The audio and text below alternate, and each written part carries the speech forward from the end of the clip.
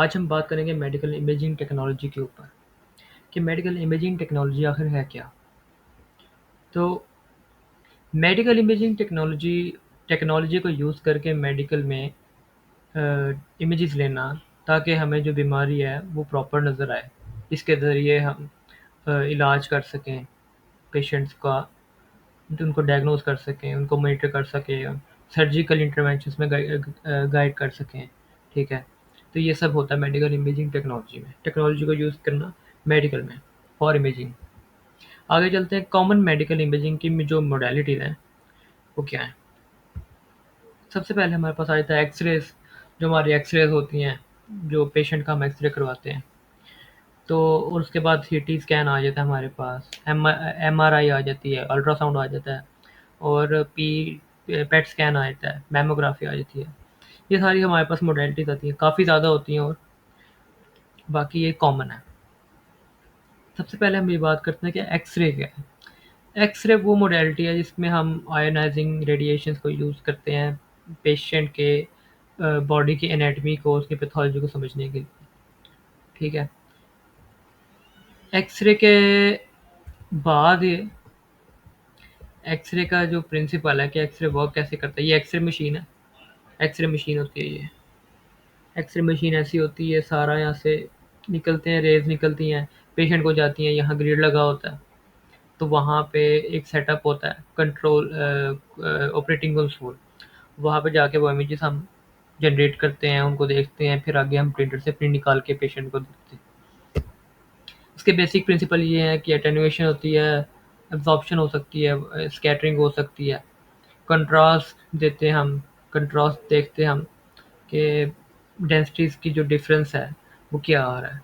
अगर बोन है, जैसे बिल्कुल बोन ज़्यादा अब्जॉर्ब करते हैं एक्सरेज को, ज़्यादा वो ब्राइटर होगी देन अदर टिश्यूज़, तो वो ज़्यादा अब्जॉर्ब करते हैं। तो अगर ये डेंसिटी का डिफरेंस ना हो तो हम पहचान ही सकेंगे कौन सा टिश्यू कहाँ है। स्पेशल रेजोल्यूशन इमेज की शार्पनेस को शो करती है। कॉमन जो यूजेस हैं इसके वो ये हैं कि वो इंजरीज को चेक करते हैं, फ्रैक्चर इसके डायग्नोज कर सकते हैं हम, ये डेंटल की इमेजिंग में भी यूज़ होता है, और हमारे एयरपोर्ट्स में जो स्कैनर्स लगे होते हैं वहाँ पे भी ये यूज़ होता है। तो नेक्स्ट हम ये देखते हैं कि सीटी स्कैन क्या होता है। सीटी स्कैन में जो होते हैं वो कंप्यूटेड टोमोग्राफी होती है। कंप्यूटर के थ्रू जो होते हैं वो बॉडी के स्लाइसेस किए जाते हैं, उस एक स्लाइस को देखा जाता है, ये जो स्लाइसेस होते हैं एक स्लाइस को इंडिविजुअली देखा जाता है ताकि हम प्रॉपर पेशेंट को डायग्नोज कर सकें। सीटी स्कैन वर्क कैसे करता है, एक्सरे ट्यूब होती है, वो बॉडी अंदर जाता है, पेशेंट उसको लेके जाते हैं, उसको लिटाते हैं, सुपाइन लिटाते हैं, प्रोन लिटाते हैं, तो वो उसको इर्द गिर्द वो रोटेट करती हैं। एक्सरे जो ट्यूब होती हैं वो रोटेट करती है, इमेज लेती है। एक्सरे जो बीम है वो डिजिटल सेंसर से डिटेक्ट होती है, जो डेटा होता है वो कंप्यूटर में ट्रांसफर हो जाता है। वहाँ जाकर उसकी रिकन्स्ट्रक्शन होती है। रिकन्स्ट्रक्शन का मतलब ये है कि वो बाद में उसकी जो एडिटिंग होती है वो प्रॉपर करते हैं। नेक्स्ट, ये है सीटी स्कैन। ये सीटी स्कैन मशीन है, पेशेंट है, ये गैंट्री है, यहाँ पे पेशेंट की है। इसके बेसिक प्रिंसिपल ये है कि टोमोग्राफी होती है, इमेजेस को स्लाइसेस में कन्वर्ट करते हैं, स्लाइसेस से हम उसकी एनाटॉमी को बेहतर तरीके से समझ सकते हैं और पैथोलॉजीज भी हमें ज़्यादा सही नज़र आती हैं। टेन्यूशन हो सकती है, अब्जॉर्प्शन और स्कैटरिंग की वजह से बीम की वीकनेस हो सकती है, क्योंकि डिफरेंट टिश्यूज में अब्जॉर्प्शन हो सकती है और जो बीम होती है वो स्कैटर भी हो सकती है। रिकन्स्ट्रक्शन के एल्गोरिथम्स होते हैं इसमें, वही बात आगे जो बाद में एडिटिंग हो सकती है। कॉमन यूजेस वही आ गए इसके कि इंजरीज है, इंजरीज में हो सकता है, और दूसरी बात ये कि एक्सरे से बेहतर यहाँ नज़र आती है। ठीक है, बायोप्सीज होती हैं, जो सर्जरीज होती हैं उनकी मदद से हो सकती हैं।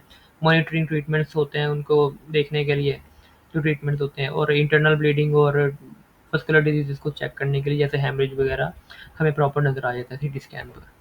इसके एडवांटेजेस ये होते हैं कि इसकी स्पेशल रेजोल्यूशन है, इसकी जो इमेज शार्पनेस है वो अच्छी है, स्कैन जल्दी हो जाता है इसमें। ठीक है, और इसमें जो कॉम्प्लेक्स स्ट्रक्चर्स हैं हमें प्रॉपर अच्छी तरीके से नज़र आते हैं। इसके लिमिटेशंस हैं कुछ, कि इसमें हाई रेडिएशन एक्सपोजर है, कंट्रोल रेजोल्यूशन जो है वो कॉम्प्रोमाइज हो जाता है थोड़ा, और मेटल ऑब्जेक्ट्स होंगे तो हमें डायग्नोज करने में पेशेंट को थोड़ा इशू पेश आएगा। अब मैग्नेटिक रेजोनेंस इमेजिंग को पढ़ते हैं कि एमआरआई में ये होता है कि ह्यूज मैग्नेट को यूज़ करके हम लोग बॉडी की इमेजेस लेते हैं ताकि हमें उसकी एनाटमी और उसकी पैथोलॉजी को प्रॉपर नज़र आया जाए। बेसिक प्रिंसिपल्स क्या है इसके, मैग्नेटिक फील्ड क्रिएट की जाती है। ठीक है, रेडियो फ्रिक्वेंसी पल्सेस भेजी जाती हैं, और वो जो होती है वो डिटेक्शन होती है, सिग्नल की इमिशन होती है, और फिर वो कंप्यूटर तक आते सिग्नल्स और हम उसकी बाद में रिकंस्ट्रक्शन करते हैं, जैसे सीटी स्कैन में की थी। ठीक है। एमआरआई वर्क कैसे करता है? एमआरआई में क्या होता है कि हाइड्रोजन एटम्स हमारे बॉडी में फ्रीली मूव कर रहे होते हैं। जिस तरह वो हम वो देते हैं उसको मैग्नेटिक फील्ड में लेके जाते हैं, तो वो अलाइन हो जाते हैं। ठीक है। अब वो अलाइन होके रेडियो वेव्स जो होती हैं वो अलाइनमेंट को डिस्टर्ब करती हैं, बाद में हम वेव भेजते हैं। ठीक है। और वो जो होती हैं वो रिसीव करता है कॉइल, जिसके थ्रू जिसमें वो पेशेंट होता है। जैसे हेड का है तो हेड की कॉइल अलग होगी, बाकी बॉडी की डिफरेंट पार्ट्स की कॉइल अलग होती है एमआरआई में। ठीक है। वो डिटेक्ट करके सिग्नल कंप्यूटर को वापस भेजेगा, जिसकी वजह से हम लोग आगे देख सकेंगे। ये होती है एमआरआई मशीन। यहाँ पे पेशेंट अंदर जाता है और इसका स्कैन होता है। ये ह्यूज मैग्नेट लगा हुआ है। मेटल ऑब्जेक्ट्स बिल्कुल बिल्कुल नहीं लेके जाने हैं आपने एमआरआई के रूम में। आगे इसके जो कॉमन यूजेस हैं वो आ जाते हैं। न्यूरो इमेजिंग में बहुत ज़्यादा यूज़ होता है, कैंसर के डायग्नोसिस में यूज़ होता है, और सबसे मेजर बात इसके ऊपर टिश्यू इंजरी ज़्यादा अच्छी तरीके से हमें नज़र आ सकती है, क्योंकि सॉफ्ट टिश्यूज़ के लिए एमआरआई बेस्ट है। इसके जो एडवांटेजेस हैं ये है कि ये नो रेडिएशंस नहीं होती, बिल्कुल इसमें रेडिएशंस नहीं होती। ठीक है। हाई कंट्रास्ट रेजोल्यूशन होती है इसमें, और ये नॉन इन्वेसिव प्रोसीजर है। लिमिटेशंस की ये हैं, कुछ लिमिटेशंस भी होंगी। क्लॉस्ट्रोफोबिया, जिन लोगों को घुटन से जिनको घुटन से क्या नाम है फोबिया है, वो लोग कभी भी एमआरआई नहीं करवा सकते। बहुत उनके लिए मुश्किल हो जाता है, क्योंकि ये लॉन्ग स्कैनिंग टाइम होते हैं इसके। काफ़ी देर आपको बिल्कुल स्टिल रहना पड़ता है मशीन के अंदर, तो इस वजह से इसकी ये लिमिटेशन है। और दूसरी बात ये है कि आर्टिफैक्ट्स आ सकता है, मेटल ऑब्जेक्ट्स बिल्कुल नहीं लेके जाने, वरना आपको आर्टिफैक्ट्स आ सकता है, मशीन का एक्सीडेंट हो सकता है, एंड मैनी मोर थिंग्स। अब हम बात करेंगे अल्ट्रासोनोग्राफी के बारे में। जो अल्ट्रासाउंड इमेजिंग है, वो उसमें हम ये करते हैं कि काफ़ी ज़्यादा हाई जो फ्रीक्वेंसी के साउंड वेव्स हैं उनको लेकर हम इमेजिंग में यूज़ करते हैं। ठीक है। उसमें ट्रांसड्यूसर होता है, प्रोब होता है, जो बॉडी के ऊपर रखा जाता है, जो साउंड वेव्स होती हैं वो दी जाती हैं। देन वो बॉडी से टकरा के ऑर्गन से वो वापस आते हैं, तो वो इमेजेस की सूरत में हमें नज़र आते हैं मॉनिटर पे। देन ये अल्ट्रासाउंड मशीन है हमारे पास। ये एक कीबोर्ड है, ये आप यहाँ पे डिफरेंट टाइप्स के प्रोब्स रखे होते हैं। ये अकॉस्टिक जेल होती है। ठीक है। तो ये हमारी मशीन है अल्ट्रासाउंड की। इसके बेसिक प्रिंसिपल्स क्या होते हैं? इसमें फ्रीक्वेंसी होती है, हाई फ्रीक्वेंसी के साउंड वेव्स यूज़ होते हैं, रिफ्लेक्शन होता है, साउंड वापस आता है स्ट्रक्चर से टकरा के, ताकि हमें इमेजेस दे सके। इको होती है, वही जो साउंड वेव्स रिटर्न होते हैं उसको इको कहते हैं। बाद में इमेज की फॉर्मेशन होती है। इसके जो कॉमन यूजेस हैं वो ऑप्स की इमेजेस में यूज़ हो सकते हैं। क्या नाम है, फीटल के डेवलपमेंट देखने के लिए, एब्डोमिनल की जो इमेजिंग होती है, लिवर गॉलब्लैडर किडनीज वगैरह देखने के लिए, कार्डियक इमेजिंग में एकोकार्डियोग्राफी कहते हैं इसको, यूज़ होता है ये। ठीक है। ऐसे ही मस्कुलोस्केलेटल इमेजेस में भी यूज़ होता है ये। इसके जो एडवांटेज है वो ये है कि नॉन इन्वेसिव है, कोई बॉडी में चीज़ एंटर नहीं करनी हमने इसके थ्रू। ठीक है। ऐसी इमेजिंग हो जाएगी ये। और एक और ये है कि जैसे एमआरआई था, रेडिएशंस नहीं थी एमआरआई में, इसमें भी रेडिएशन बिल्कुल नहीं, बिल्कुल सेफ है। दैट्स वाई ये प्रेगनेंसी में करवाते हैं। रियल टाइम इमेजिंग होती है इसमें, जो हमें नज़र आ रहा होता है वही यहाँ हो रहा होता है। ठीक है। और ये पोर्टेबल होता है, और इसमें पोर्टेबल होता है, कहीं भी ले जाया जा सकता है। एक पोर्टेबल एक्सरे भी होता है।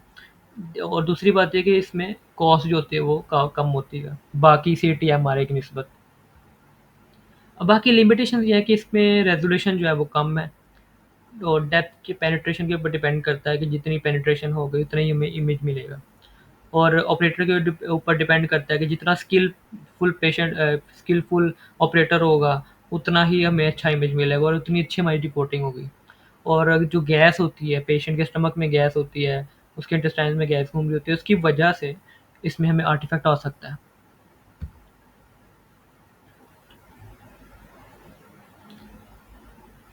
अब हम स्टार्ट करते हैं पॉजिट्रॉन एमिशन टोमोग्राफी, पेट स्कैनिंग।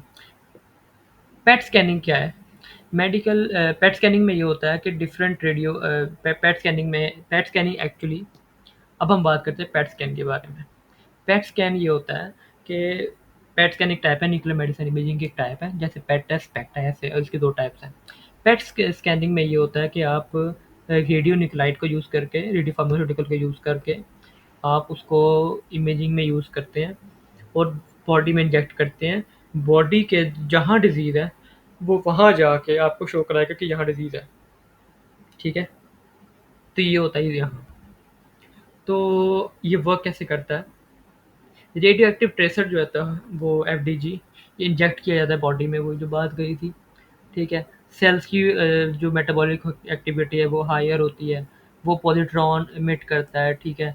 वो नियर बाई इलेक्ट्रॉन के साथ मिलके the resulting gamma rays are detected by the PET scanner. जो गामा रेज होती हैं वो जो पेट स्कैनर उसकी डिटेक्शन वो डिटेक्ट हो जाती है उससे। The scanner reconstruct the gamma rays into detail to 3D image. जो स्कैनर होता है वो रिकंस्ट्रक्ट किया जाता है स्कैनर से, जो हमारी जो इमेज है उसको डिटेल 3D इमेज में रिकंस्ट्रक्ट किया जाता है। ये हमारा पेट स्कैन आ गया। ये ब्रेन का स्कैन हुआ हुआ, ये मॉनिटर है, यहाँ ये देखें नज़र आ रहा है आपको, ये ब्रेन स्कैन, ठीक है? ये डिफरेंट इमेजेस दिखाएगा हमें, डिफरेंट जगह के दिखाएगा जहाँ पेशेंट को इशू चल रहा है। इसके बेसिक प्रिंसिपल्स क्या हैं?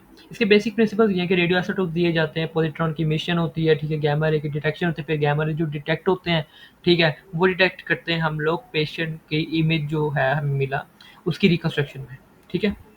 इसके जो बाकी कॉमन यूजेस हैं वो यही कैंसर के और स्टेजिंग देखने के लिए, ठीक है? न्यूरो इमेजिंग देखने के लिए, ब्रेन का फंक्शन देखने के लिए, अगर किसी को कोई डिसऑर्डर हुआ ब्रेन में, कार्डिक इमेजिंग देखने के लिए, इन्फेक्शन और इन्फ्लेमेशन देखने के लिए। इसके एडवांटेजेस क्या हैं? हाई सेंसिटिविटी एंड स्पेसिफिसिटी, ठीक है? बहुत अच्छा ये इमेज देता है हमें बना के, प्रॉपर इसकी फंक्शनल इमेज होती है, ठीक है? और अर्ली जो मतलब डिटेक्शन होती है ना कैंसर्स की, वो हम डिटेक्ट कर सकते हैं इससे। कॉम्बिनेशन विद सीटी और एमआरआई, ये सीटी और एमआरआई के साथ डिटेक्ट होके हाइब्रिड इमेजिंग में बन सकता है। लाइक हाइब्रिड इमेजिंग क्या होती है? दो टाइप के जो डिफरेंट टाइप्स के हैं इमेजिंग मोडेलिटीज, उनको मिला के एक नई इमेजिंग मोडेलिटी बनाना। वो यही कह रहे हैं कि इसका कॉम्बो बन सकता है सीटी और एमआरआई के साथ, जिसको कहते हैं हाइब्रिड इमेजिंग। क्लियर? इसकी लिमिटेशन है कुछ, क्योंकि रेडिएशन एक्सपोजर है, ठीक है? बेहतर है कि रेडिएशन एक्सपोजर बहुत ज़्यादा है यहाँ पे, एक्सरे से ज़्यादा है। इसकी हाई कॉस्ट है, ठीक है? इमेज रेजोल्यूशन जो है वो थोड़ी लोअर होती है, अदर मोडेलिटी से कम होती है। और दूसरी बात ये है कि यहाँ पे एक एक्सपर्टी रिक्वायर होता है, ये हर कोई नहीं कर सकता है, प्रॉपर ट्रेनिंग चाहिए होती है, क्योंकि रेडियो फार्मास्यूटिकल को हैंडल बहुत करना बहुत मुश्किल है। अब हम बात करेंगे मैमोग्राफी के बारे में। मैमोग्राफी में ये होता है कि ब्रेस्ट के टिश्यूज़ को हम एक्स-रेज़ की मदद से देखते हैं, ठीक है? मैमोग्राफी वर्क कैसे करती है? जो ब्रेस्ट होती है फीमेल्स की हो या मेल्स की, मेल में तो बहुत कम होता है ये, मगर मोस्टली फीमेल्स में होता है कि मेल्स की जो फीमेल की जो ब्रेस्ट है उसमें ब्रेस्ट कैंसर होता है, जिसको डायग्नोस करने के लिए मैमोग्राफी यूज़ होती है, ठीक है? ब्रेस्ट जो होती है वो 2 प्लेट्स के दरमियान कंप्रेस होती है, मोशन जो होता है वो जो मोशन है वो कम करने के लिए, और जो थिकनेस है ब्रेस्ट की उसको कम करने के लिए, ठीक है? एक्स-रे बीम जो होती है वो ब्रेस्ट में से पास आउट होती है, जिसकी वजह से हम ब्रेस्ट के टिश्यूज़ को प्रॉपर देख सकते हैं। बाद में वो इमेज बनती है ऐसे। ब्रेस्ट को प्रॉपर प्रेस करते हैं, ये क्या नाम है मशीन है, मैमोग्राफी की मशीन है, ऐसी ऐसी होती है मैमोग्राफी की मशीन। ब्रेस्ट को प्रेस करते हैं ताकि हमें उसका प्रॉपर वो नज़र आए, स्ट्रक्चर जो है। बेसिक प्रिंसिपल क्या होता है? वही बेसिक प्रिंसिपल है इसके जो एक्स-रेज़ के थे, कि एटेन्युएशन होती है, एब्ज़ॉर्प्शन रेट्स होते हैं इसके डिफरेंट, वही एब्ज़ॉर्प्शन रेट्स होते हैं इसके, स्कैटरिंग है, और वही कंट्रास्ट की कंट्रास्ट होता है इसमें, डिफरेंट स्ट्रक्चर्स को हम देख सकते हैं कंट्रास्ट की मदद से, क्योंकि डिफरेंट डेंसिटीज़ होती हैं टिश्यूज़ की यहाँ पे भी। वही स्पेशल रेज़ोल्यूशन, इमेज की शार्पनेस अच्छी होती है यहाँ पे। कॉमन यूज़ेज़ वही होते हैं कि स्क्रीनिंग और डायग्नोसिस ऑफ ब्रेस्ट कैंसर, अगर ब्रेस्ट कैंसर को देखने के लिए, ठीक है? ब्रेस्ट के जो लेजन्स होते हैं उनको देखने के लिए, उनको मॉनिटर करने के लिए गाइडिंग बायोप्सीज़ होती हैं ब्रेस्ट की कन्वर्सेशन सर्जरीज़ में यूज़ होता है ये। आगे एडवांटेजेस इसके ये कहेंगे कि हम हाई सेंसिटिविटी है ब्रेस्ट कैंसर की डिटेक्शन के लिए, लो रेडिएशन एक्सपोज़र होता है इसमें, रेडिएशन एक्सपोज़र इतना ख़ास नहीं होता मगर होता है, ठीक है? लो कॉस्ट पे होता है ये, और पहले ही डिटेक्ट हो जाता है ब्रेस्ट कैंसर अगर किसी पेशेंट को हो तो। इसकी लिमिटेशंस है कुछ, कि जो कंप्रेशन होता है उससे फीमेल्स थोड़ा डिस्कम्फर्ट फ़ील करती हैं, ठीक है? रेडिएशंस का एक्सपोज़र होता है, चाहे थोड़ा कम हो मगर होता है, ठीक है? इमेज के जो इंटरप्रिटेशंस हैं वो किसी एक्सपर्ट ही को रिक्वायर्ड होते हैं, क्योंकि जो रिपोर्टिंग होती है वो प्रॉपर अच्छी होनी चाहिए उसकी। उसमें फ़ॉल्स पॉज़िटिव और फ़ॉल्स नेगेटिव हमें नज़र आते हैं। फ़ॉल्स पॉज़िटिव वो होते हैं कि फ़ॉल्स पॉज़िटिव वो होते हैं कि कोई चीज़ प्रेज़ेंट है मगर हमें नज़र नहीं आ रही, सॉरी, कोई चीज़ प्रेजेंट नहीं है मगर हमें नज़र आ रही है। फॉल्स नेगेटिव वो चीज़ होती है, वो होता है कोई चीज़ प्रेजेंट है, कोई चीज़ प्रेजेंट है मगर हमें नज़र नहीं आ रही। ठीक है, तो हमें इस तरह का इश्यूज हो सकते हैं मैमोग्राफी से। तो इसी वजह से इसके लिए हमें एक एक्सपर्टीज रिक्वायर्ड है। Subscribe my channel. Thank you very much.